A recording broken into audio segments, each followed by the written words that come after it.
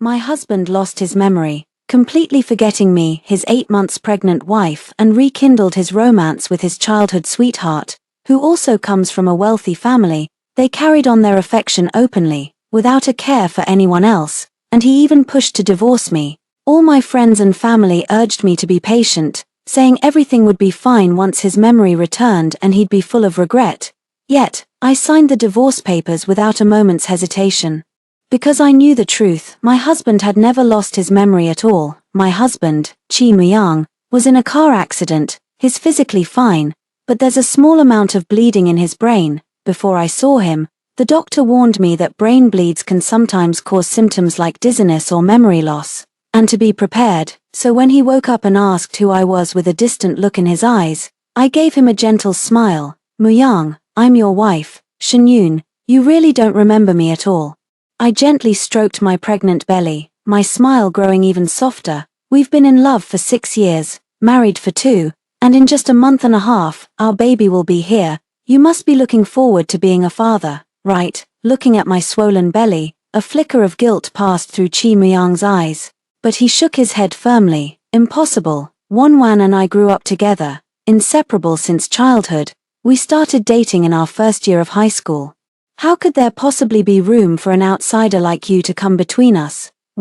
He turned to Ju Wanwan, reaching his hands out to her. Wanwan, we've always been the ones who loved each other most, haven't we? Even during the car accident, we were together in the car, sharing the impact. We truly share joy and sorrow. Ju Wanwan smiled somewhat awkwardly, but she still tightly clasped Chi Muyang's hands in return. The midday sun filtered through the sheer curtains, filling the room with dancing motes of dust that enveloped the two figures nestled together. The hazy, soft light made the scene look like a beautiful painting. It was just like back in high school, when the two of them shared a deep, lingering kiss under a sky ablaze with sunset. While they were fooling around, I was off to the side, quietly reading my books and grinding through practice problems. If a teacher ever showed up, I'd instantly become their little tutor, covering for them. I kept up that act for a full 3 years. I was fully aware I was just a sidekick, yet I relished every moment of it. Because we were poor, and because my parents favored sons over daughters, I was denied the chance to attend high school even though I had the top score in the city's entrance exam. Fortunately, an elite private school, for the sake of its public image, had a special program to admit 10 high-achieving students from impoverished backgrounds. They offered generous scholarships and dangled the carrot of tens of thousands in rewards for college entrance exam success, which is how I managed to continue my education. Academic excellence is supposed to be a student's greatest asset, but that logic doesn't hold in an elite private school. This place is a nexus of wealth and connections. A poor kid, no matter how brilliant, is destined to become just another one of their future employees. You can imagine my situation. Under the weight of everyone's mocking, disdainful stares, I even regretted coming to high school. For a fleeting moment, I had the impulse to just run home and let my parents sell me off to some old man for a high price, anything to escape. But I was lucky. Ju Wanwan took me in. She allowed me to become her and Chi Muyang's lackey. She said the other girls were all too impressive. If they hung around her and Chi Muyang all the time, what if one of them tried to snatch him away? Someone as lowly and poor as me, no matter how beautiful, could at best be a man's plaything. No wealthy young master would ever truly care for me. I don't quite remember what I was thinking then. I only remember her giving me 10,000 yuan, my wages for 3 years of service as her maid. To many people, 10,000 yuan is a trivial sum, not worth stooping for. But I would. What are you still doing here? Chi Muyang frowned, clearly displeased. His voice pulled me back from my memories to the present. I smiled good-naturedly and said, I'll head home first then. Take good care of yourself. I then gave Ju Wanwan a nod and a smile. Wanwan, I'll have to trouble you to put in some extra effort over the next few days. A hint of pity flickered in Ju Wanwan's eyes. Shenyun, I'm sorry, Yang and I have wronged you. But, I love him too much. I can't live without him. Please, let him go, will you? I turned my gaze silently towards Chi Muyang. Chi Muyang, however, was staring at my stomach, his eyes filled with hesitation. Ju Wanwan buried her face in the crook of his neck, her voice trembling with tears. Muyang, I couldn't live without you. When the accident happened, You promised me you would get a divorce and marry me. Hearing this, the hesitation faded from Chi Myung's expression. He turned to me, his voice cold. Shin-yoon, I don't know what happened between us.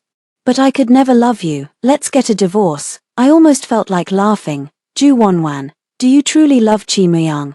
Chi Myung, do you really not remember what happened between us? The fork in the road for the three of us came after the college entrance exam. Back then, I got into Peking University as I had hoped and received the promised 500,000 yuan reward from my school.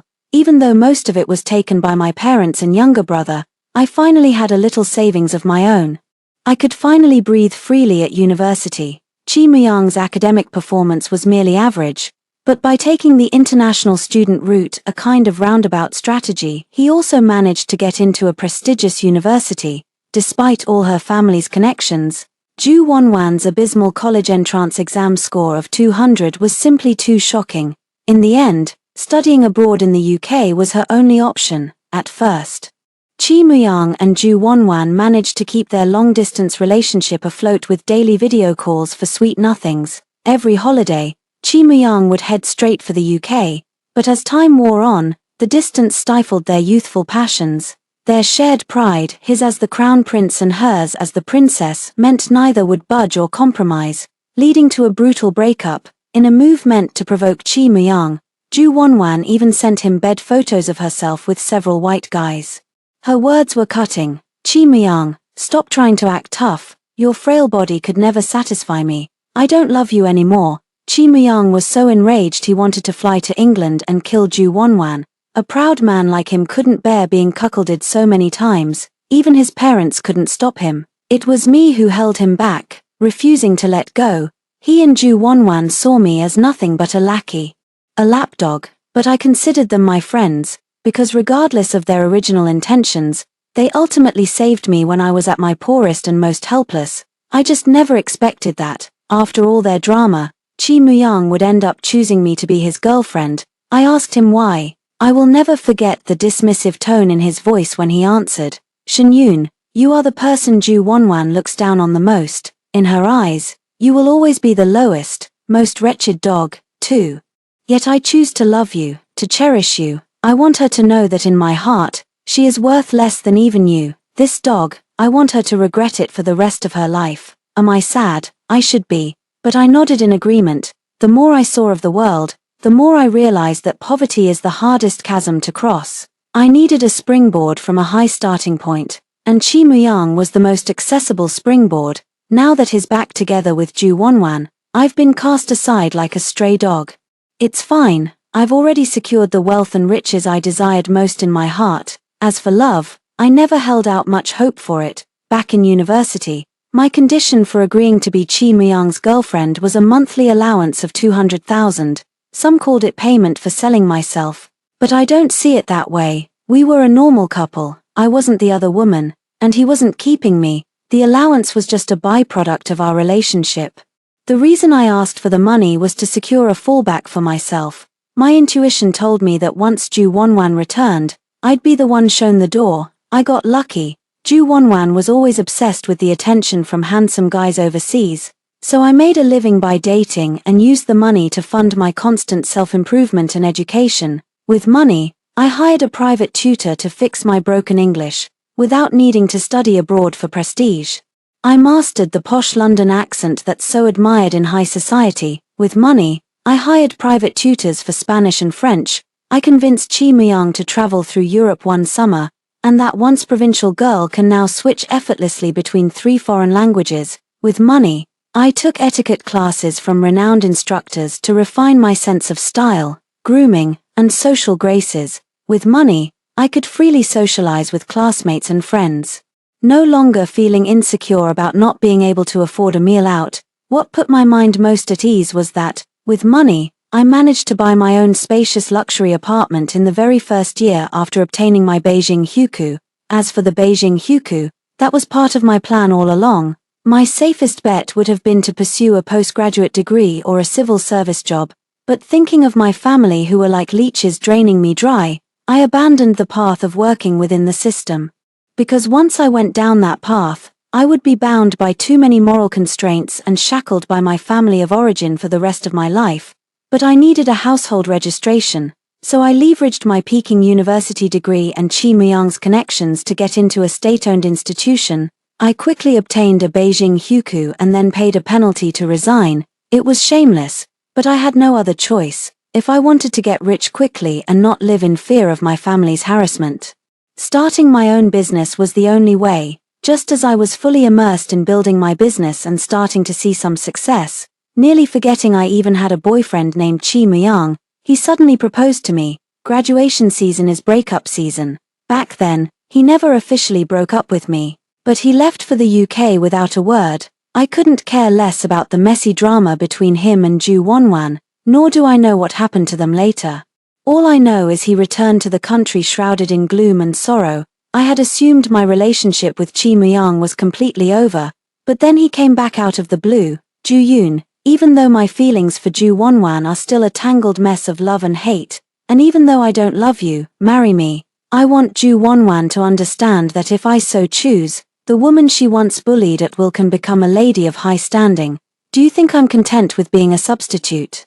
I don't know, it's a complicated feeling, hard to describe, but I wouldn't say I'm resentful about it. Even though I was accomplished enough and had many suitors at the time, I knew my own worth. Compared to the Chi family, I was still an ant to their giant tree. I needed the shelter of its shade. I married him, and it was a grand, celebrated affair. Everyone said I was marrying above my station to Chi Muyang, envying me for landing a wealthy husband. Only I knew he was, and always would be, just my boss. My in-laws are also my employers. Faced with these bosses hidden behind the facade of marriage, I naturally did everything I could to be the perfect wife and daughter-in-law.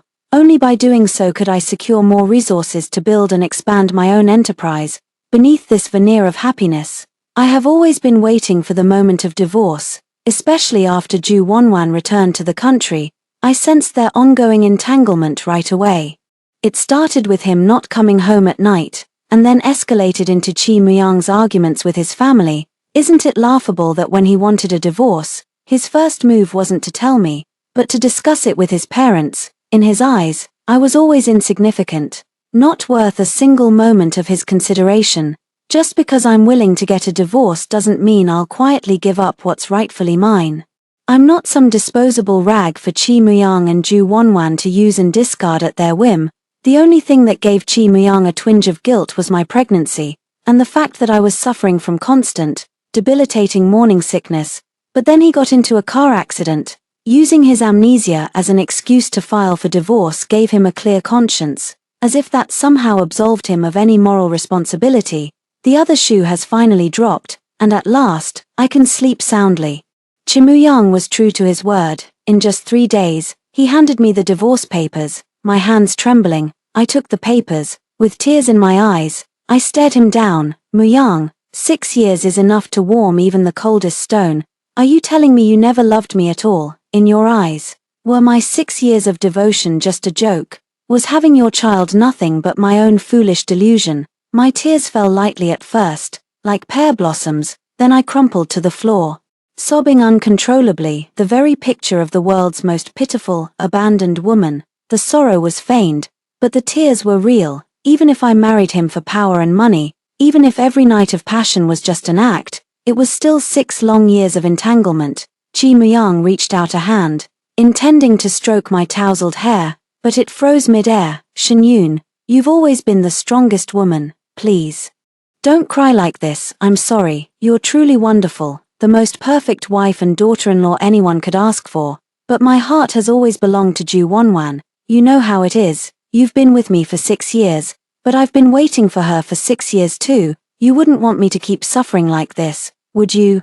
I was filled with contempt inside, yet on the surface, I continued to weep pitifully. He sighed as he took the divorce papers, only to have his lawyer deliver a new set to me half a day later. The lawyer met me with a knowing smirk. Ms. Shen, you are truly formidable. Riding on the Chi family's connections, your beauty salon has made a fortune, yet you still managed to secure so much real estate and over 100 million in liquid assets from young Master Chi. I'm impressed. I wiped my tears and sighed. If I had a choice, I would have preferred to grow old together. The lawyer shook his head with a chuckle. No man, however clever, is immune to a woman's tears. Of course, it shows young Master Chi still has feelings for you. Otherwise, no amount of crying would have moved him to double your settlement in half a day. I offered no answer, only signed my name with tears streaming down my face. The eyes are so precious, if not for gain. Why would I harm my own bright eyes with tears? From beginning to end, I never uttered a single word of complaint against the Chi family or Chi Muyang, even towards Ju Wanwan, who stole my marriage and my man. I maintained my silence. We parted ways with dignity, and I left in peace. From now on, my love is reserved for myself and my soon-to-arrive daughter. Even as my due date approaches, I'm still immersed in my career every day. My work is my greatest source of security. Over the past 2 years, I've opened 3 branches of my beauty salon across the country. While the number is modest, we operate in the luxury segment, catering exclusively to high society women and celebrities of a certain stature, which brings in a substantial income. Coming from a humble background, I fear poverty more than anyone. I am determined to create the best possible material life for myself and my daughter. Whenever I tallied my ever-growing assets, my unborn daughter would kick joyfully against my belly, as if dancing in celebration with me. I eagerly awaited her arrival. Finally, on a Saturday morning in autumn, my daughter Man announced her arrival into the world with the most resounding cry. I named her Man because I had to grow up tough and resilient out of poverty, and I hope she can grow up wild and free in abundance. 3. I do not seek romantic love, nor do I crave the affection of parents or siblings. Yet, what my heart yearns for most is genuine, heartfelt connection. From that moment on, there was finally someone in this world whom I could treat with my whole, sincere heart. I held Man in my arms, with my former mother-in-law smiling as she stood by my side. My former mother-in-law smiled, took Man's little hand in hers, and said softly, "Yunyun, you've worked so hard. You are the great hero of our Chi family." I smiled and said, "I wouldn't dare." My former mother-in-law sighed, her face clouding with worry. Back when Muyang was being made a fool of by Ju Wanwan, he was in such a state, utterly heartbroken. It was you who stayed by his side, gently guiding him back with your kindness, helping him get his life on track. We had finally managed to get Muyang to the point where he could take over some of the company's affairs, but the moment that woman, Ju Wanwan, came back, he immediately reverted to being a lovesick fool. Every day it's just carousing and reckless behavior with her. Even getting him to stay in the country for a few days has become a distant hope. Just recently, when your father fell ill, I told them to come back to China immediately, but Muyang actually chose to stay in France celebrating Ju Wanwan's birthday rather than return to tend to his own father. What kind of sense does that make? I told you before to be patient and hold off on the divorce, but you're still too young. You just couldn't bear it any longer. It breaks my heart, darling. I can't stand the thought of you suffering alone out there, but don't you worry, Yunyun. Your father and I will absolutely not allow that Ju Wanwan woman to set foot in our Chi family home. Even if our families are well matched in status, her reputation is simply atrocious. We couldn't possibly face that kind of disgrace. I listened to my former mother-in-law's endless stream of complaints without uttering a single word in return. This was a Chi family matter, not something for an outsider like me to comment on. My ex-mother-in-law suddenly took my hand. Yunyun, come back and live at home. This family needs you. We need Man. Go home. The Chi family is not my home. They don't even genuinely like me. I remember when I first started dating Chi Muyang, his parents were completely against me. I understand, after all. No parents from a prominent family would want their son to fall for a poor Cinderella. I never held any illusions about winning their approval. Later, because Chi Muyang was utterly heartbroken over Ju Wanwan, his parents reluctantly accepted me. But the disdain in their eyes and the mockery in their tone are still vivid in my memory, especially during my first New Year's celebration at their home.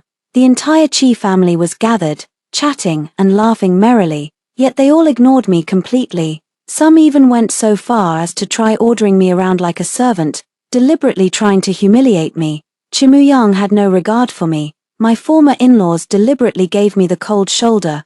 Who else could I possibly rely on? Fortunately, I had long been mentally prepared. I held my composure, facing them with a calm smile so they couldn't press their advantage too aggressively. After being excluded time and again, and cleaning up Chi Myung's messes over and over, they finally grew accustomed to my presence and accepted my status as the young mistress of the Chi family. I can smile through all sorts of provocations, but I won't deliberately degrade myself. I am no longer the clown I once was.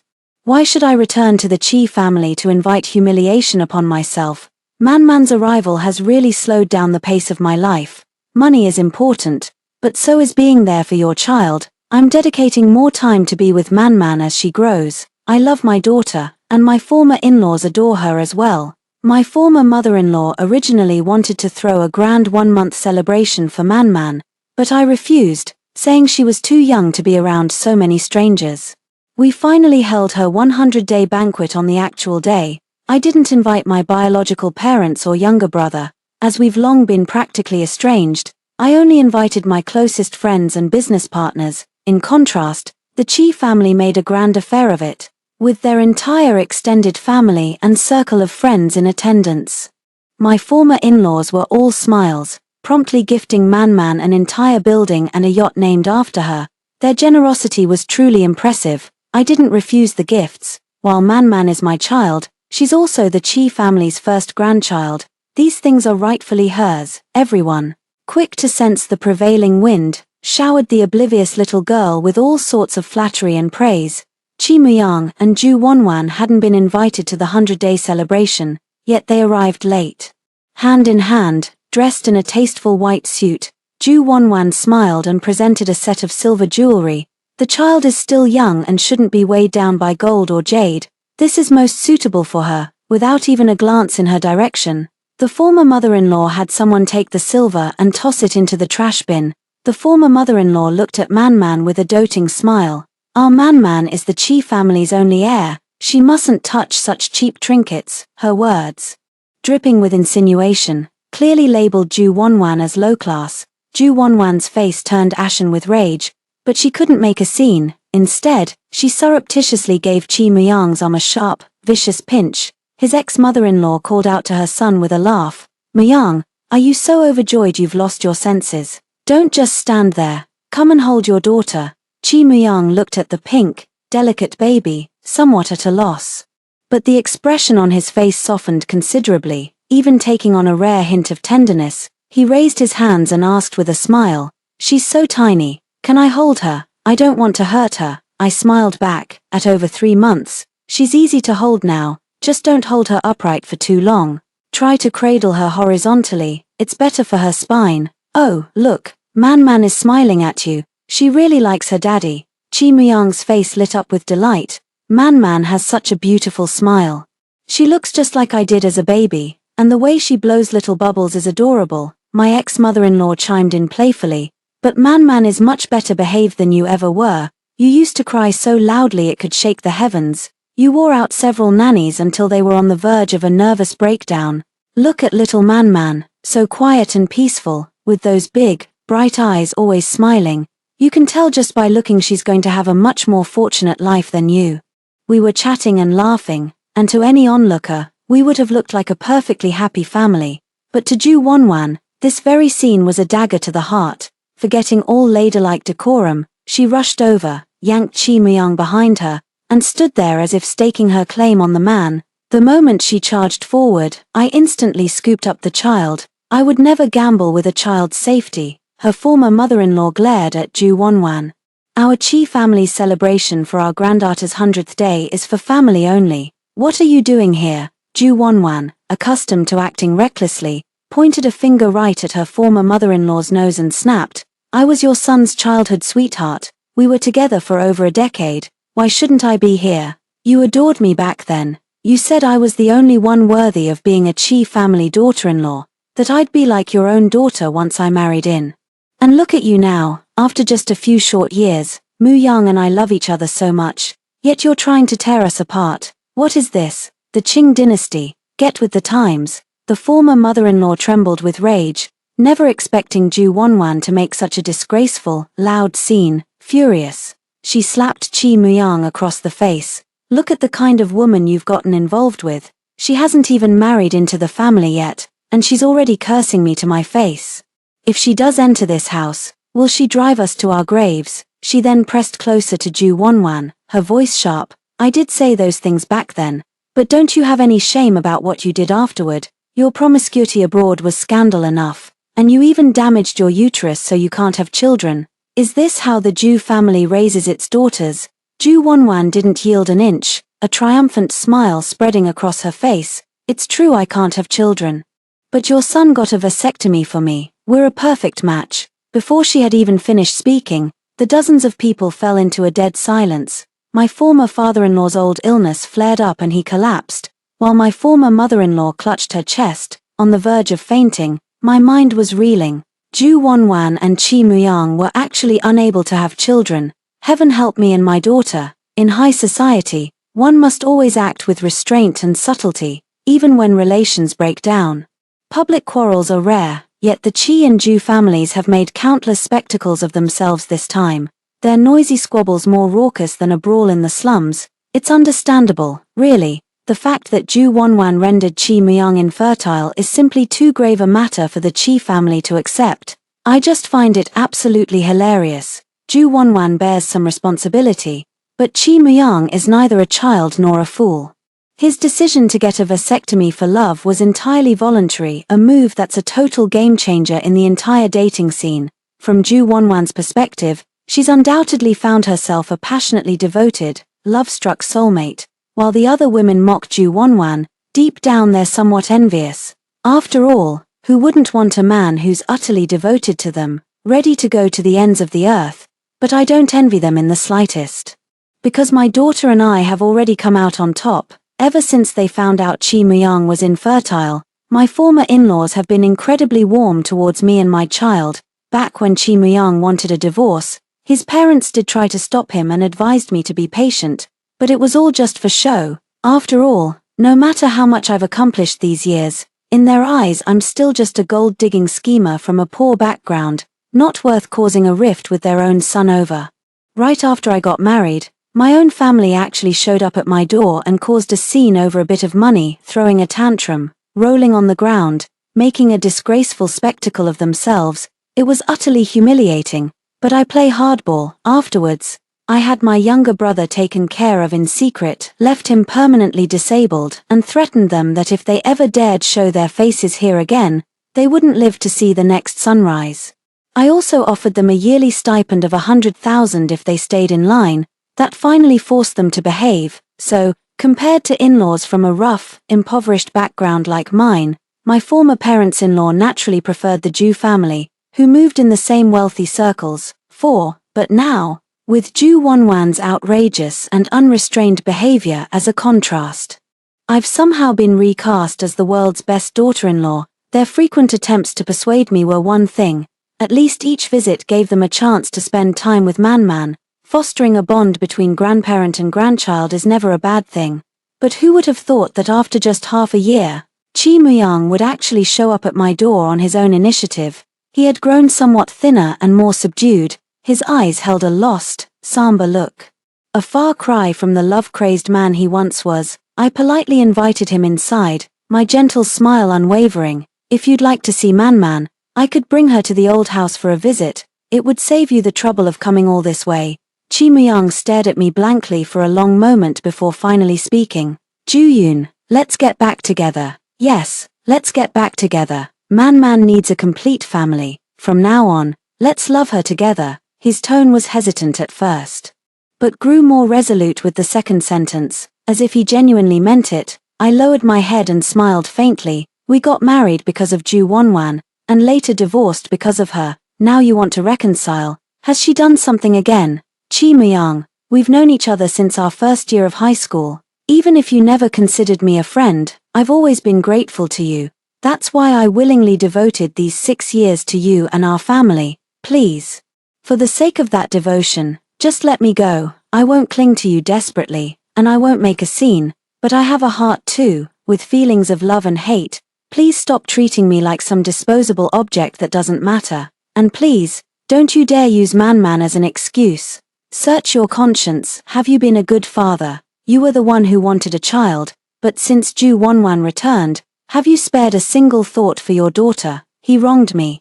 But I brought it upon myself. After all, I had my own motives when I chose to follow him back then. Man was the daughter he had once longed for, yet he abandoned her for the sake of Ju Wonwan. He is not worthy of being a father. I kept smiling, but tears welled up uncontrollably, rolling down my cheeks one by one and splattering on the dark floor tiles, spreading into damp patches.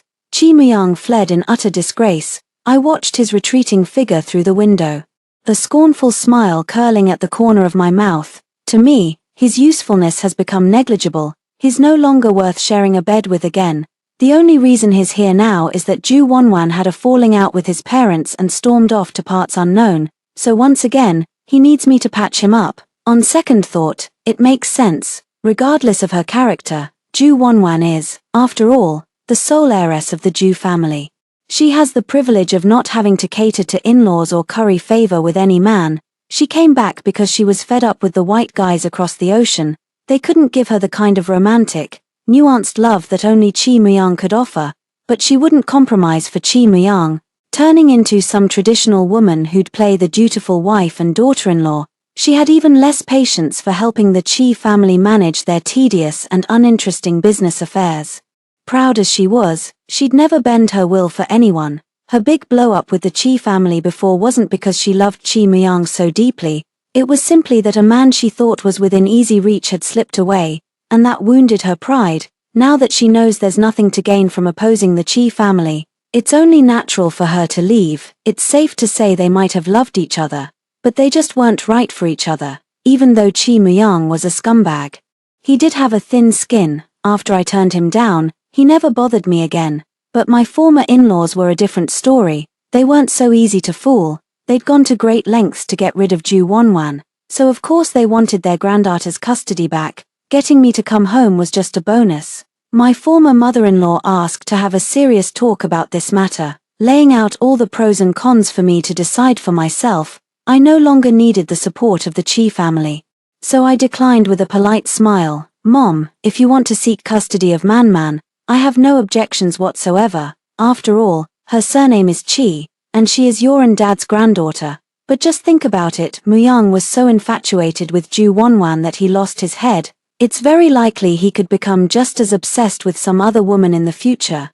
If that kind of drama were to start up again, what do you think Man would think of her father then? Besides, you know exactly how my family is. If we were to get back together, they'd inevitably become smug and insufferable.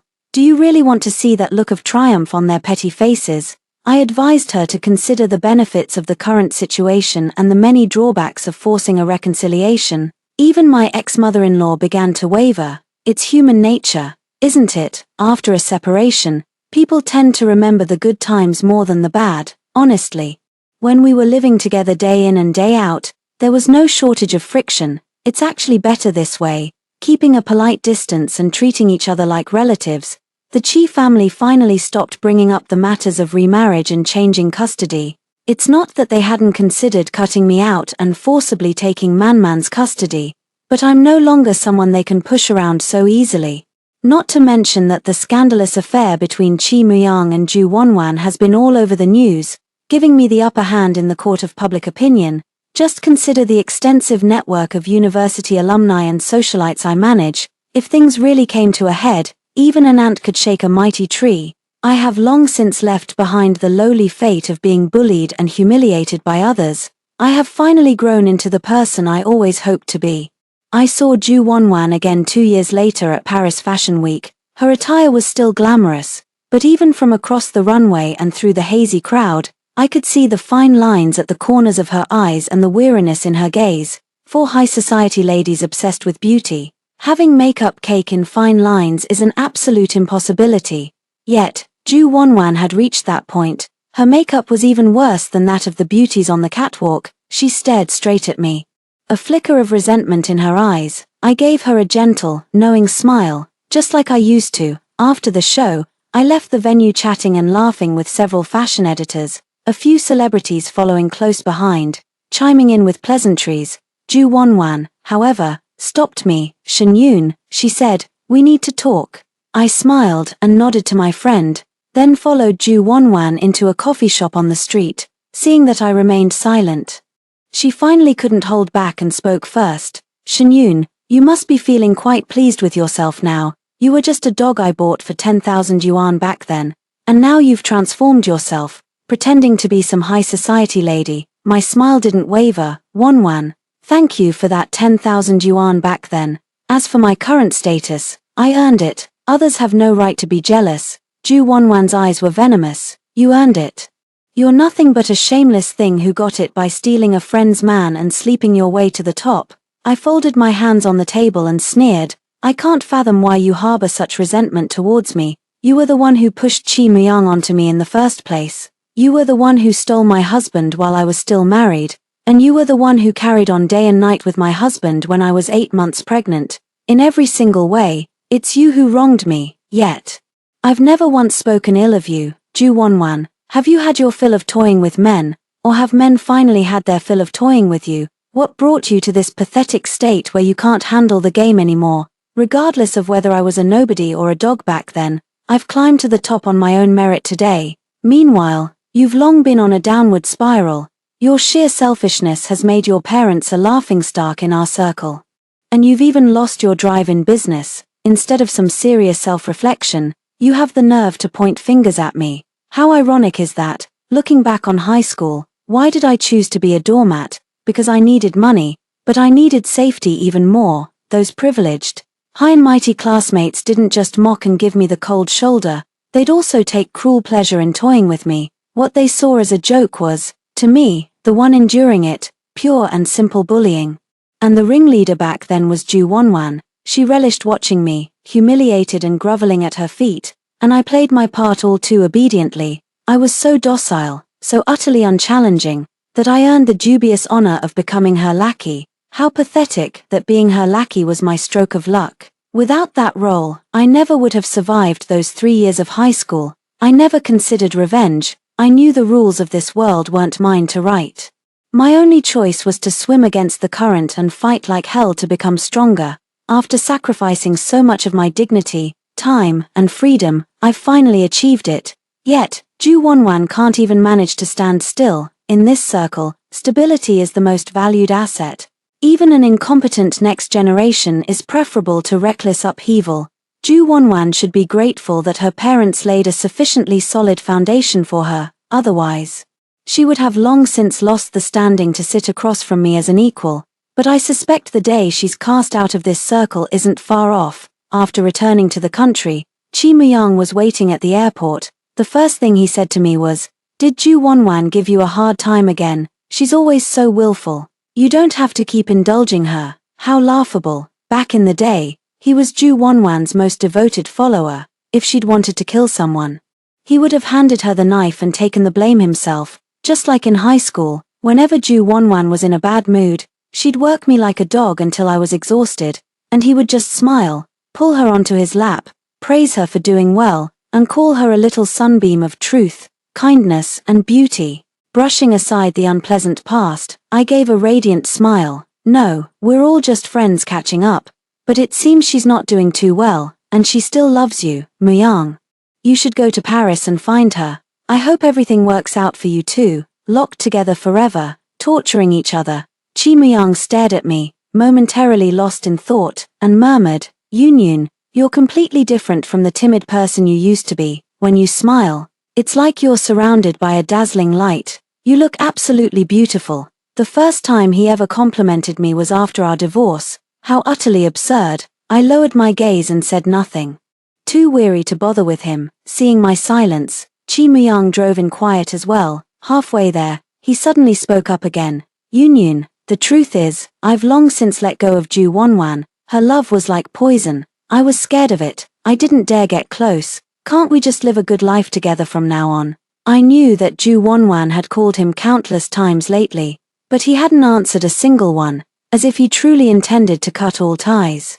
That was one of the reasons she resented me so much. She believed I had stolen her Chi Muyang away. I gave a faint, wry smile. "Chi Muyang, back when you had that car accident, you and Ju Wonwan in the car, you weren't really arguing, were you? You say her love was like poison, but back then, what you loved was precisely that suffocating intensity of hers, wasn't it? I know all about it. Back then, While they were driving, they were gleefully discussing how to force me into a divorce. Carried away by the conversation, Ju Wonwan rested her head on his shoulder. Their love was brazen. It was a blazing inferno, a passion so intense they nearly died for it, yet not a shred of remorse ever surfaced. What Ju Wonwan does is none of my business, but Chi Muyang, he was once my husband, my daughter's father. The very thought of him turns my stomach, and for that very disgust, I thank him. It allowed me to climb over him without a single twinge of guilt. A relationship based solely on interests, devoid of sentiment, that is the optimal arrangement between Chi Muyang and me.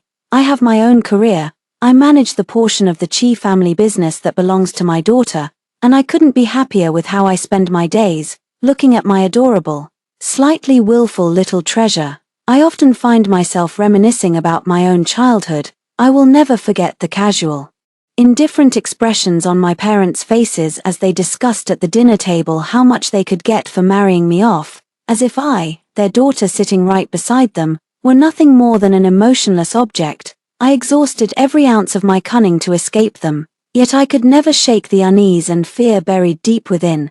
That's why I craved money, I craved power, I craved anything that could make me stronger. Now that I have a daughter, I've finally learned that the only thing that can heal a heart riddled with scars is love itself. Every time my daughter flashes me her sweet smile, it's the best medicine for my soul. I have trodden countless thorns to wear this heavy, beautiful crown. I hope my daughter, and every girl, can hold their heads high and wear their own crown with pride. Do not be like me, who once bowed my head to the dust for a crown. Story 2. I transmigrated into the body of a vicious female supporting character. At the most down-and-out moment of the male lead, I dumped him for money. The female lead healed him and helped him make a comeback, and then I used all kinds of means to force him to get back together with me. The night before I was going to beg for reconciliation, I was hesitant. Will he really not beat me to death? The system directly pulled up the image of the male lead. At the same time, the male lead, who had grown into a decisive business tycoon, was sitting by the window. Unable to sleep because he had just heard news about me, he was holding our picture and couldn't stop crying. The system said, "See, he's head over heels in love with you." Hello, everyone. Welcome to my channel. Subscribe us to read wonderful novels every day. Now the story begins. It had been 16 years since I died unexpectedly and transmigrated into this novel. I followed the plot given by the system and conscientiously played the role of the vicious female supporting character.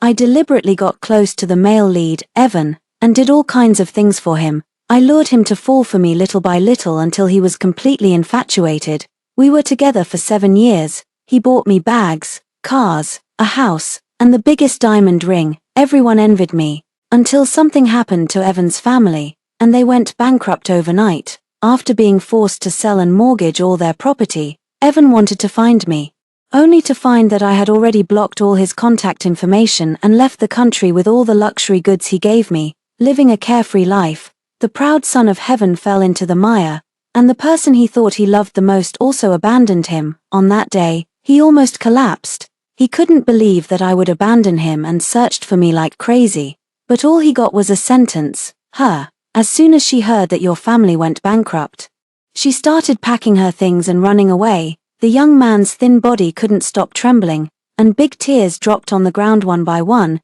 He was in a sorry and down-and-out state, so when the system released a new plot, asking me to return to the country and get back together with Evan, I resisted. When I left back then, I didn't leave a single word. I broke the phone card and deleted everyone's contact. I could imagine that Evan already hated me to the core. What's more, after going through that dark period of suffering, he had now grown into a powerful figure in the business world, with decisive means and power. I, the vicious female supporting character who had deeply hurt him, would only be retaliated against by him. Right, the system still insisted. Host, this is the plot. Now the male lead has been gradually healed by the female lead, and it's your turn to appear. It was simple. The male and female leads were destined not to be together easily. The vicious female supporting character was needed to stir things up. Moreover, I was chosen by the system after death. If I refused the system's task, I could only go back and continue to be dead. I was silent and did a lot of mental preparation. Finally, I found a number in the dusty classmate record book and dialed it. "This is Lillian. Do you know how Evan is now? I want to see him." When Molly came to pick me up at the airport, her eyes were red. She saw me and then turned her back on me in a huff. I dragged my suitcase and trotted to her side. "What's wrong?" There were already tears in Molly's eyes, and she glared at me fiercely. "How dare you ask? You disappeared without a word for 4 years, and the first thing you do when you come back is still for someone else." I was speechless for a moment. Molly was my best friend in this world. We were inseparable when we were in school, and after graduation. We deliberately bought houses opposite each other and visited each other every day, but in order to leave Evan completely, the system forced me to cut off contact with all relevant people, including her. I stammered for a long time and managed to say, "I'm sorry, I didn't say the reason for my departure," and Molly didn't ask much. Just on the way back by car, she seemed to hesitate for a long time before she said to me, "Evan has another girl by his side now. Do you know that?" I was stunned for a moment. In fact, the system had already told me everything about Evan in these 4 years. In order to make a comeback, he had a hard time. He struggled on his own, endured all kinds of hardships, and only then regained his current status. But because of this, he became gloomy and indifferent, not getting close to people. It was the appearance of the female lead, Reva, that healed him. She was like a little son. Evan was particularly indulgent to her and made an exception to make her his personal assistant. Their closeness was well known to everyone, but I was here to disrupt their relationship, so I just shook my head indifferently. "So what if he does?" Molly stared at me deeply, as if she wanted to say something, but finally didn't open her mouth. "Because there was a party today." Molly directly took me there. As soon as I entered the door, I saw many familiar faces. Someone recognized me quickly. "Lillian. It's really you." In fact, I had tried to leave quietly back then, but Evan's reaction was too big, so big that everyone knew I had left without a word. There were also people who wanted to contact me, but they got nothing. At this moment, seeing me suddenly, they were full of disbelief. "Where have you been in these 4 years? Don't you know that Evan was almost crazy looking for you back then?" George was Evan's good brother. He had always hoped that Evan and I could really be together. So he couldn't help but ask excitedly, "What have you been doing? Surely you didn't really run away just because Evan went bankrupt, right?" I looked at him and was a bit silent. When everyone said that I had abandoned Evan for money, only he said again and again that Lillian couldn't be like that. But I forced a nonchalant smile. "Why not? Maybe I'm just that vicious." A sarcastic voice suddenly sounded. "You're quite self-aware." Looking up, it was George's sister, Teresa. She looked at me with disdain. "The records of you selling the things Evan gave you are still in the store. What else could it be for if not money? With such viciousness, you still have the nerve to come back. Aren't you afraid that Evan will kill you?" George wanted to stop her. "Sis." Teresa ignored him, walked up to me in high heels, and pointed her finger at my shoulder. "You left him when he was at a low ebb, and now you come back when he's at the peak. Aren't you ashamed, Lillian? Evan is no longer the boy you could play around with back then. Now he has Reva by his side. If you know what's good for you, get out of here quickly." Teresa cared a lot about Evan, so she hated me. I could totally understand, but before I could say anything, Molly, who had just parked the car and rushed over, pulled me behind her. "Teresa, don't say such harsh words. Don't forget that it was Lillian who helped find the evidence when you were framed back then."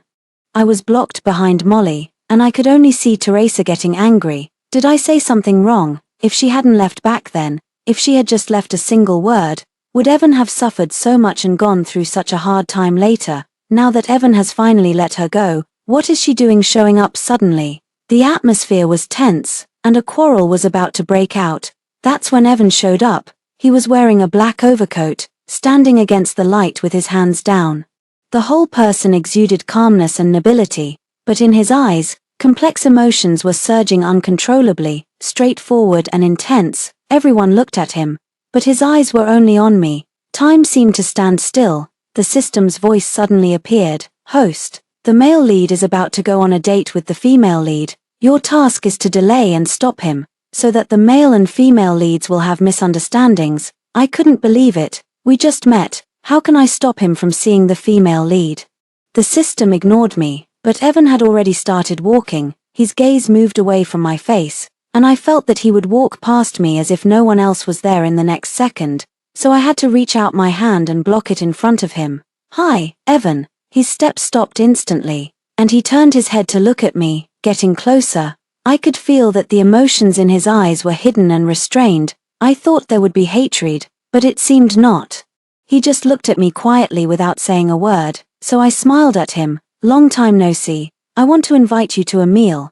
Do you have time now?" Evan didn't answer immediately. Teresa spoke up excitedly first. "Lillian, what on earth do you want to do? Aren't you already?" Before she could finish her words, Evan suddenly interrupted her. "Yes." Teresa looked at Evan in disbelief. "Yes, Evan, have you forgotten that Riva is still?" Evan interrupted her again. "I have time." He ignored the others, only looking at me, with a hidden expectation in his eyes. His tone was even a bit cautious. "Where to?" I looked up in surprise. Was it this easy? I was afraid that if I waited any longer, Evan would change his mind, but I didn't choose a restaurant in advance, so I could only blurt out the most familiar one that came to my mind. "Is FR okay?" This was the restaurant that Evan and I used to go to most often when we were in love. Even several of our anniversaries were spent there. I carefully observed Evan's reaction. He pursed his lips slightly, and some kind of emotion seemed to bloom in his eyes. "Okay," he agreed quickly. Teresa was angry and anxious. "Evan, don't be fooled by her." But she was interrupted by Evan again. "Please tell Riva to go back first for me." His tone was calm, but it contained a sense of non-refutation.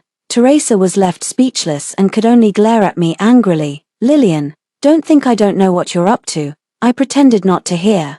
The restaurant was still some distance away from here. Evan led me to the parking lot. He had changed to a new car, no longer the one I was familiar with. I casually asked, "When did you change the car?" But Evan's movements stopped instantly. His steps paused slightly, his mouth opened, and he turned his head not to look at me. The previous car was mortgaged. Only then did I suddenly remember that when Evan's family went bankrupt, Evan was almost forced to sell everything that could be sold for money, including the car we chose together. Realizing that the atmosphere was a bit off, I was about to say something. Evan's low voice came again. "Later, when I had money, I wanted to buy it back, but the owner crashed it and it couldn't be repaired." His voice got smaller and smaller until it was almost inaudible. His eyelids were also hanging low, like a child who had done something wrong.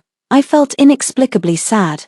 After thinking for a long time, I could only say, "That's a pity." I didn't dare to look at him. Just as I was about to reach out to pull the car door, Evan's hand blocked in front of me. He slightly turned his body and blocked my way to the back seat. "Sit in the front." His eyes signaled the passenger seat. I didn't refuse. I always felt that the current Evan was different from what I had imagined. While I was trying to think, a phone rang. I glanced at it. The system started exclaiming, "Host. Stop her." Only then did I see clearly that the name on Evan's phone screen was Riva. The system said quickly, "The female lead has come to ask the male lead clearly. You need to work harder to create misunderstandings between the male and female leads. Don't let the male lead answer her call." I was originally a slow-paced person, but the system made me feel a sense of crisis as if it were a life-or-death situation. When my eyes met Evan's, my face was full of tension. He asked, "What's wrong?" I looked at him. "Can you not answer it?" Evan naturally understood what I meant in an instant, but his finger, which had just been placed on the answer button, still didn't move away. He stared into my eyes. I couldn't tell what he was thinking. The system was still shouting in my ear, "Host." Seeing that Evan didn't speak for a long time, I had to grit my teeth and add, "I don't want us to be disturbed." After saying that, I gave him a sad look. Evan's long and slender fingers instantly tensed up. They were slightly stiff in the air. After a moment of silence, he said hoarsely, "Okay." His fingertips moved slightly. He hung up Riva's phone. The system started laughing. "Host, I really have a good eye for choosing you as this vicious female supporting character.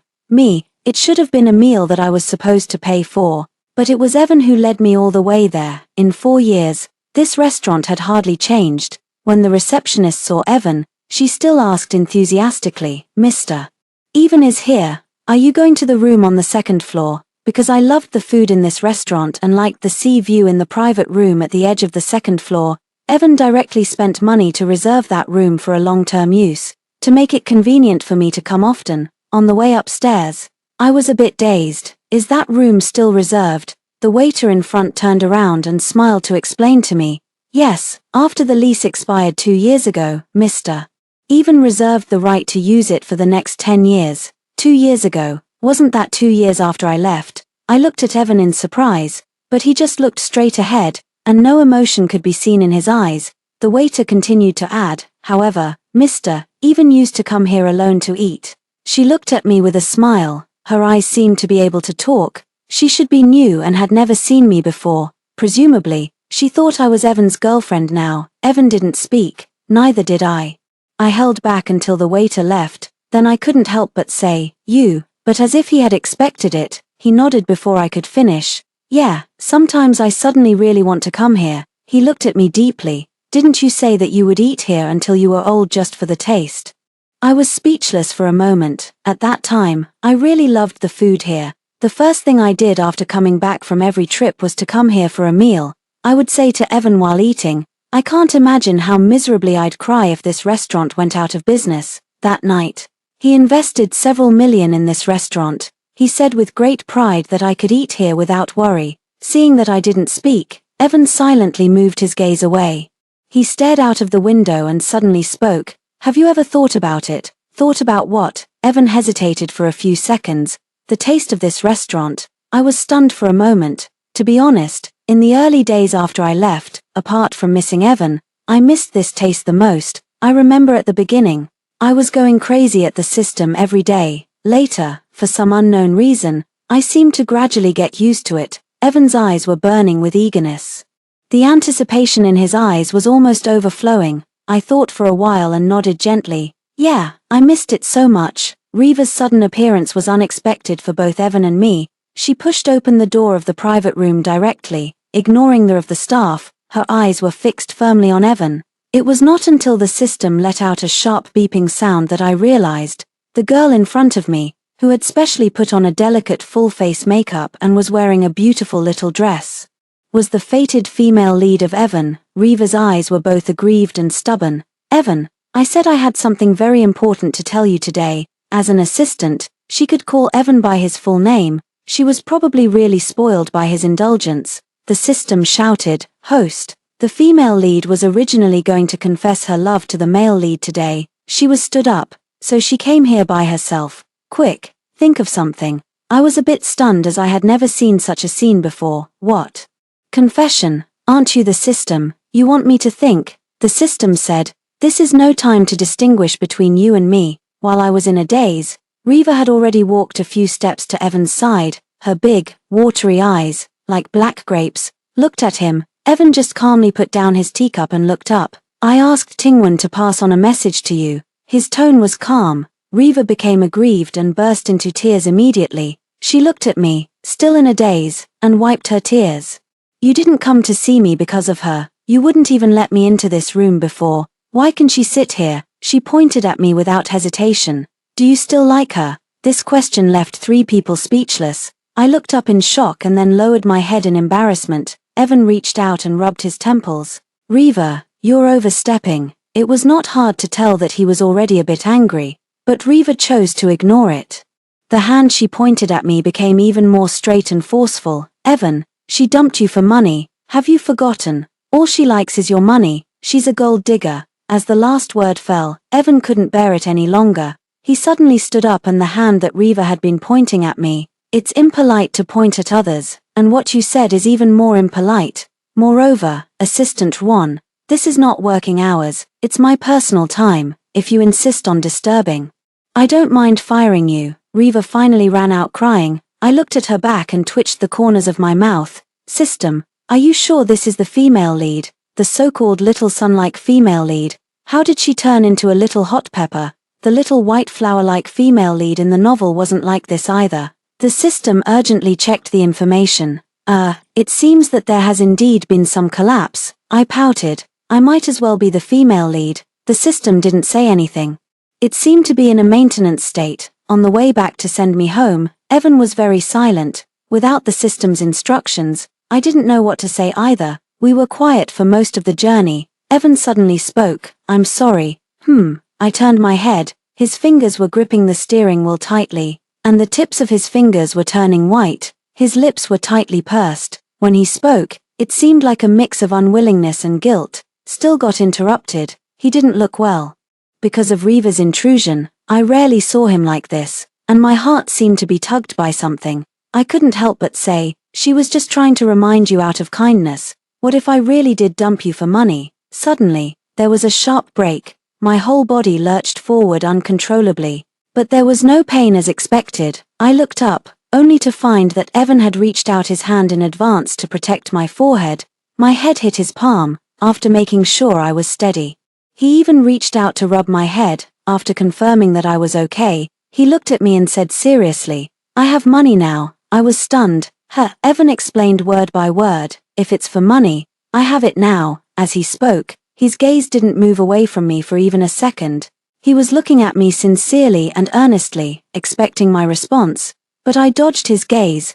The system had warned me before. All major plot points related to the male lead must follow the script it provided. If I violated it, I would be forced offline, and someone else would take over. Therefore, even though Evan's eyes made my heart ache, I just turned my head away. Out of the corner of my eye, I saw the eager light in his eyes dim instantly. After a long time, he said in a low voice, "Sorry." I shouted frantically for the system in my heart. But there was no response. I could only see Evan's bloodless face in the rearview mirror. When I looked back again, there was a tacit silence. After sending me downstairs to Molly's house, Evan handed me a key. The keychain was a half-heart. I recognized it at a glance. It was the key to the house that Evan bought for me after I casually mentioned that I liked it when I saw an advertisement. Although the system asked me to sell all the things Evan gave me and take the money to spend abroad, but I pretended to forget about that house and secretly kept the key, hoping it could help him a little. "What's this?" I asked, puzzled. Evan stuffed the key into my palm. "You can come back and live here. No one will disturb you," he added carefully. I instinctively wanted to refuse, but when I met his pitiful eyes, I couldn't say anything. The words that came to my mouth turned into, "Thank you." Evan watched eagerly as my hand slowly closed, tightly gripping the key in my palm. There was joy in his eyes, but there was more loneliness. I went back with the keys jingling. Molly noticed them at once. She came over with a cup of yogurt. "Just reunited, and Evan gave you a house." I told her the whole story, and then she suddenly understood. "Oh, it's that house?" I asked casually. "Has he lived in it?" Molly scooped a spoonful of yogurt into her mouth. "Yes, he has. After he got rich, he's been living there. George asked him to move to a Seaview villa, but he didn't." I keenly caught the key words. "After he got rich," Molly nodded and explained. "When he first went bankrupt, he moved out of it, and then he moved back later." I frowned. I originally thought that house could help him during his difficult times, but why? I couldn't figure it out. I called the system in my heart again. This time, it finally responded. "Host, I'm here." I was furious. "Where were you just now? Do you know how helpless I was?"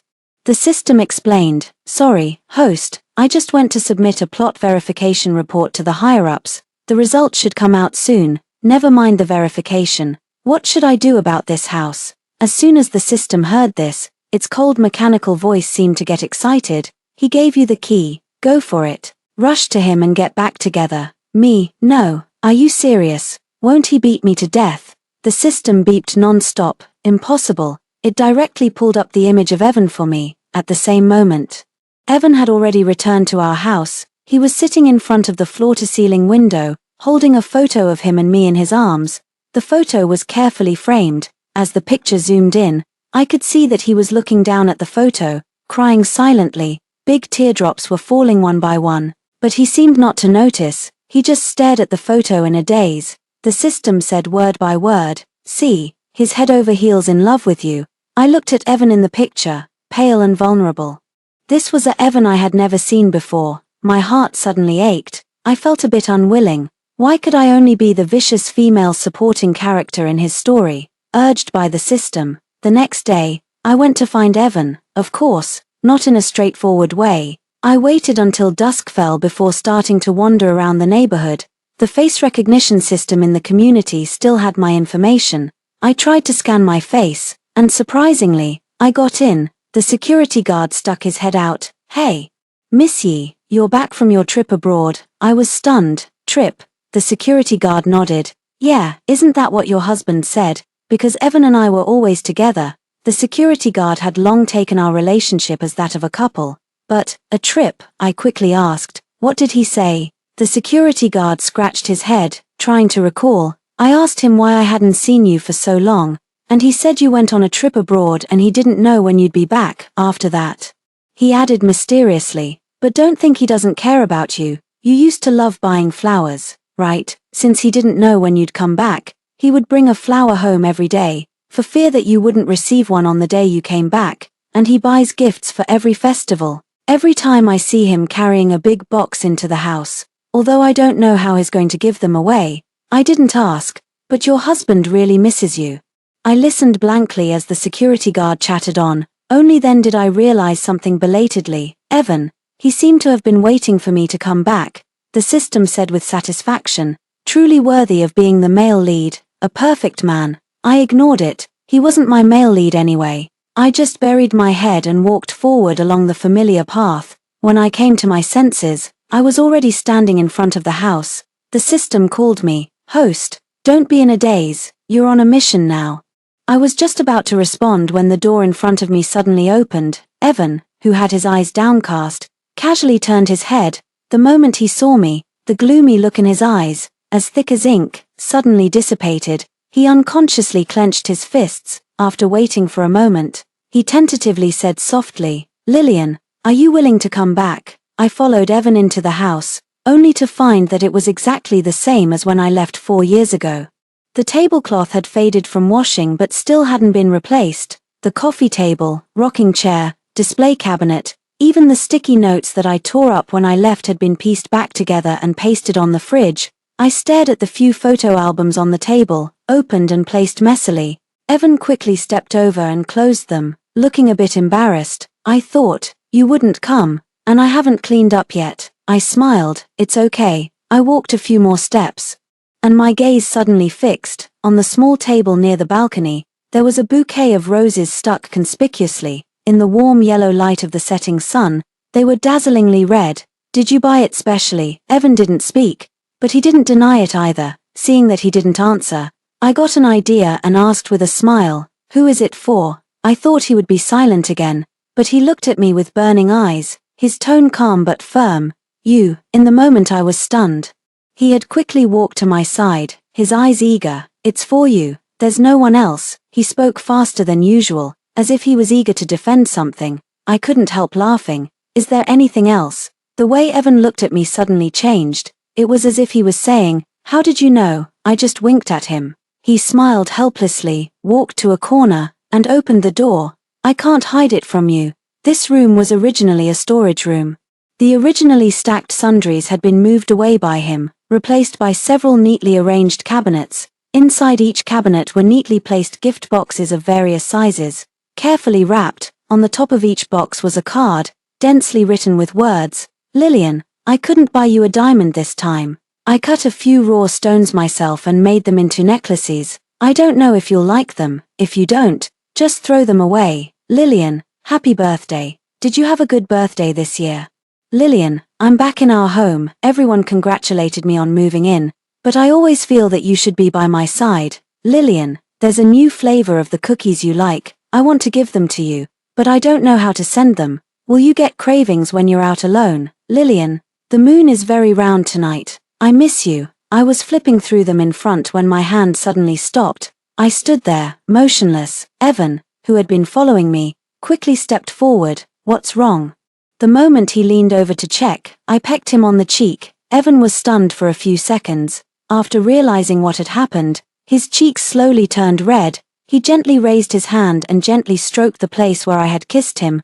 There were many emotions flickering in his eyes. When I tiptoed to do something more daring, the system suddenly started shouting, Host, host, wait a moment. I almost lost my nerve, but I still asked patiently, what? The system's voice was more urgent than ever before. The plot verification report I submitted last time has come out. The report shows that there has been a collapse in the plot of the male and female leads in this world. The love progress between the male and female leads is now less than 5%. I was a bit slow to react. Then how could you say that Evan has been healed by the female lead? It's like this. When the plot develops to a certain extent, We will conduct a comprehensive inspection. The inspection at that time showed that the male lead's aloofness value was less than 10%. We thought he was cured, but after checking the files, we found that he had never turned dark. I was confused. What do you mean? It means that although the host's departure caused harm to the male lead, it didn't change his nature. Naturally, the female lead couldn't cure him, which led to the stagnation of the relationship progress between the male and female leads. Vaguely, I had a bad premonition. Sure enough, the next second, I heard the system say, "So, host, your task has now changed. You need to hurt the male lead again and make him turn dark, so as to give the female lead a chance to cure him and repair the world's plot." There was a clear sound of metal colliding.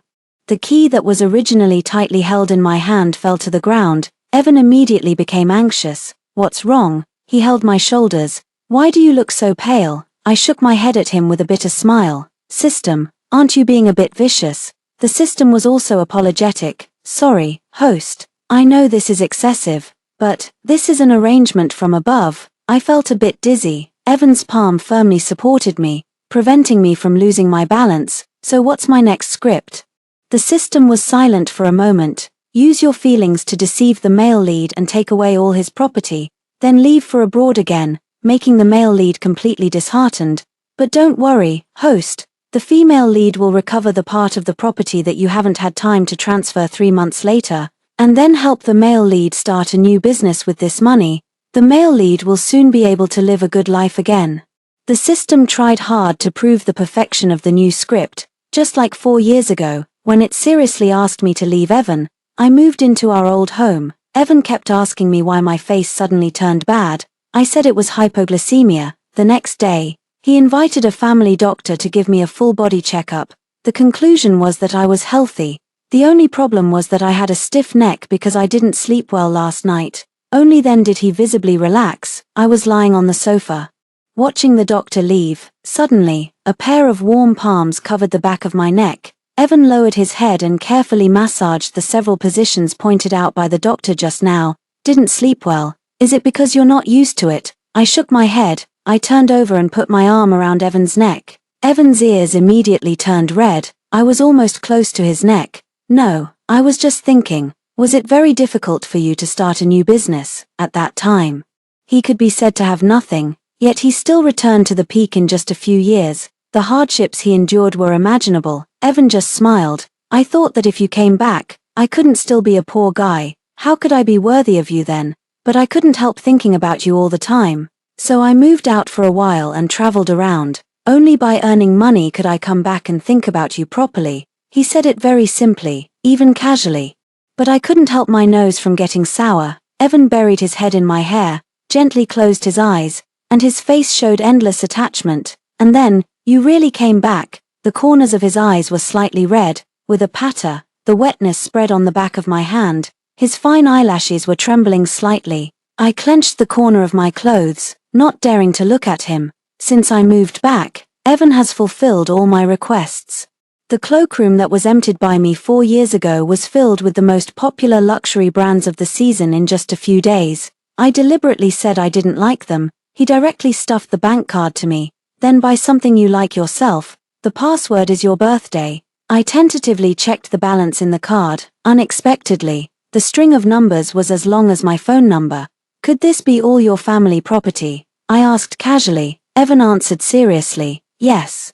It's all here." My smile suddenly froze, but he stared into my eyes, with a smile in his eyes. At that moment, I suddenly thought, Evan didn't need to be deceived at all. If I just reached out and asked him for it, he would give it to me. The system seemed to be able to read my mind. "No, host. The core of your task is to deceive and make the male lead feel the pain of betrayal." I replied to it silently. "Do you know you're such a killjoy?" The system said in a low voice. "Host, I just don't want you to really get trapped. After all, your role is destined to leave. You're just the vicious female supporting character in this story." A deep sense of powerlessness suddenly swept over me. Evan noticed my change and thought he had said something wrong, so he quickly explained, "It's true, it's all here. There's no hidden part." I wanted to laugh but couldn't. I could only try to raise the corners of my mouth. "If you give everything to me, what about you?" Evan winked at me.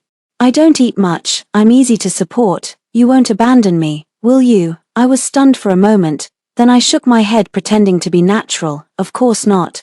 But, to prevent you from going back on your word, I still want more. Evan gave me the key to the safe where he kept his certificates and seals. When he let go, he was still smiling. I thought you weren't interested in these. Before, I hated keeping these cumbersome certificates the most. I always thought I might lose them easily.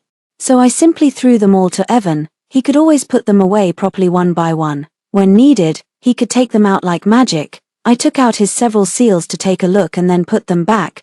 People always change. Evan just stared at me and smiled, completely unaware of what was about to happen. In the following days, Evan and I were almost glued together every day. We went to all the places we used to love to go on dates, took new photos in the places where we had taken photos before, went shopping and watched movies together, just like every couple in love. One late night, he held me in his arms and kissed the wet broken hair on my forehead. Lillian, all of this is so happy that it doesn't seem real. My arm hung weakly around his neck.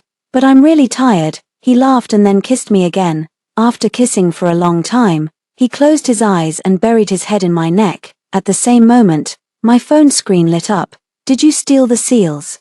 The contract materials are all ready. I glanced at Evan, who was lying in my arms, and replied with an okay, then carefully turned off my phone. Before the protagonist discovers, the schemes of the vicious female supporting character are always going smoothly. On the day of Evan's company's monthly meeting, I pestered him and wouldn't let him go. Because I had been sticking to him every day recently, he didn't notice anything strange. He just smiled and held the hand that I put around him. What's wrong? I have a meeting to attend today. I hugged him tightly and didn't let go.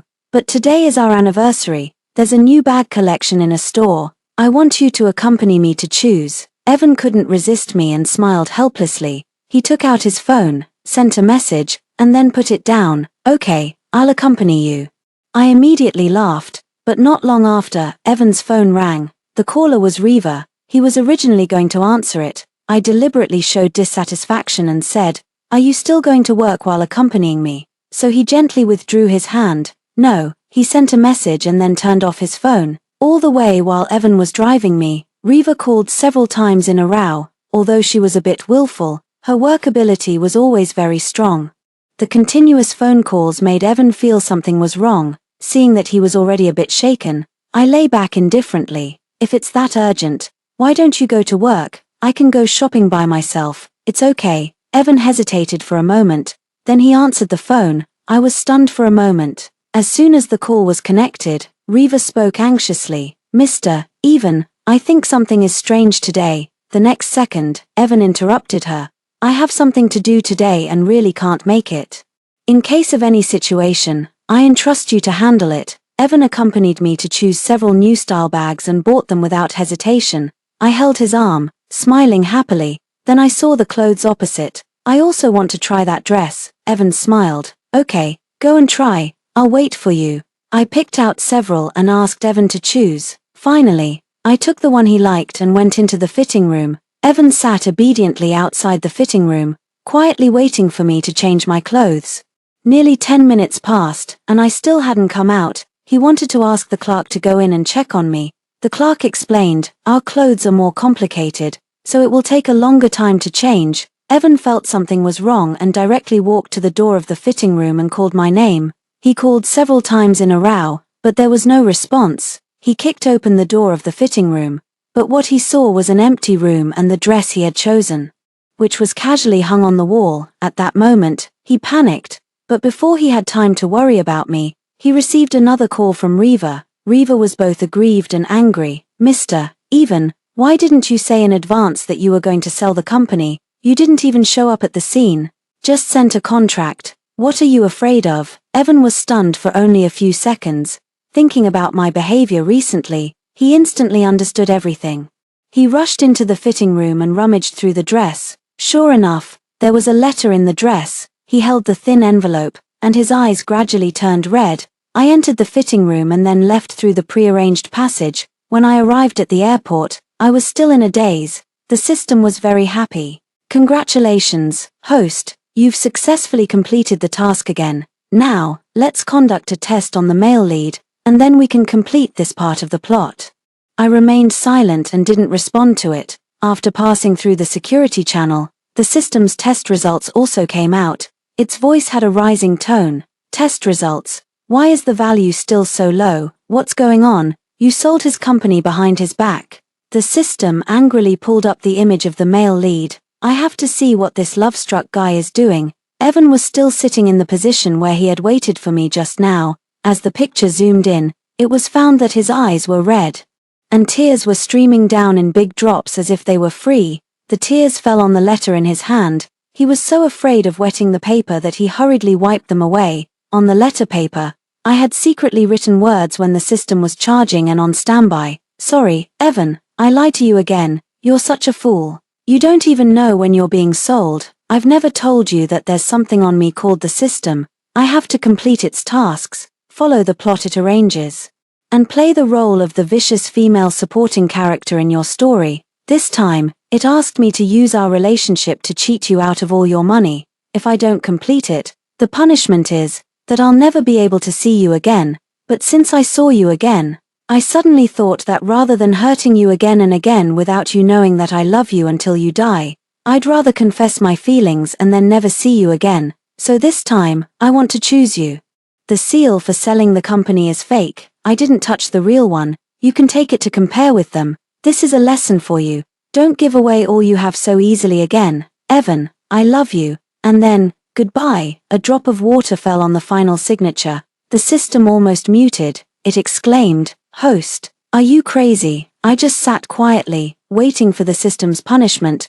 The system was in a complete breakdown. It's over. Everything is over. Now the plot of the story is completely messed up. Host, you're finished, and I'm finished too. While panicking, it started to be forced to detect various indicators of this plot world.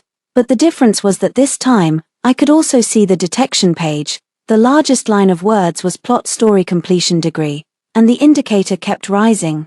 It quickly jumped from 30% to 80%. The virtual image of the system suddenly became blurred, like an old light bulb. It flickered in front of me. I stared blankly at all this. The plot story completion degree indicator soared to 90%.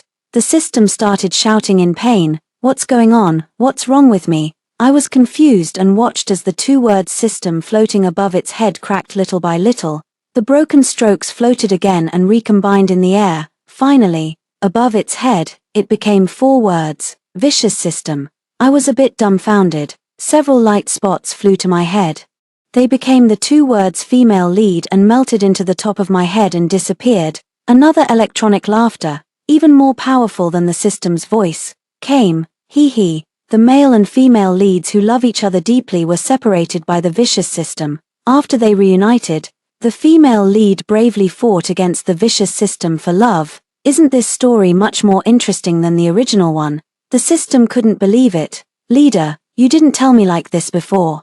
That voice gradually faded away. Anyway, the original plot couldn't go on either. This is the path that the male and female leads walked out of on their own, breaking free from control, so you'll have to bear with it. 007. The system was desperate, because it somehow changed from the system that controlled the plot world to the vicious system in the plot. Although it didn't have much impact on its assessment by the leader, but according to it, it was laughed at by countless systems in the system world. What a great humiliation. What a great humiliation. The voice in my mind kept repeating. I was annoyed by the noise. 007. Please keep quiet. The system's voice was quickly muted. It is said that because I now have the female lead halo, it, as the vicious system, can't fight against me. Evan brought a cup of warm milk and handed it to me, then sat down by the bedside. "So, that system won't control you anymore." I took the cup and nodded. After changing my role identity at the airport, I immediately refunded my plane ticket on site and went back to find Evan. He was still in the original position, crying so hard that he could hardly open his eyes, yet still tightly holding that letter in his hand. When he saw me, 2 more lines of clear tears rolled down from the corners of his eyes. "Is this the punishment from the system? Making me see your phantom and never forget you for the rest of my life?" I reached out and pinched his face. He cried even more sadly, holding the place I had pinched. "It's so real, so real." I couldn't help but want to laugh, so I shouted loudly in his ear, "Evan, I'm back again. After I told Evan the whole story, the plot completion rate had risen to 95%. He was puzzled. Then why is there still 5% left? Could there be some other vicious character who hasn't appeared yet? I lay down in his arms. I don't know either. Evan casually held me down and lowered his head to kiss me on the forehead. The plot completion rate suddenly increased by 0.3%. I was stunned. Then I tentatively raised my head and kissed Evan's lips. The completion rate increased by another 0.5%. Evan was a bit startled by this sudden kiss, but it only took him 2 seconds to get used to it. While I didn't move, he reached out to support the back of my head and deepened the kiss. Our lips and teeth intertwined, and our breaths mingled. I was so kissed that my legs went weak. The completion rate increased by another 1%. When Evan reluctantly let go of my lips, I told him about this. He thought for a moment. Suddenly, he turned over and pinned me down. I was shocked. "What are you doing?" He looked serious. "I know how to complete the plot. We need to do this to make it increase faster." His long hand gently reached under my skirt, feeling his fingertips slide across my body. My face instantly turned red. Later, I could barely stand steadily, but the plot completion rate got stuck at 99%. Evan was not willing to give up and pulled me to continue. Only then did the system appear. "Host, unless you too die of old age, the plot won't be fully completed." I was exhausted. "Why didn't you say so earlier?" The system's voice was gloomy. "Because I'm the vicious system.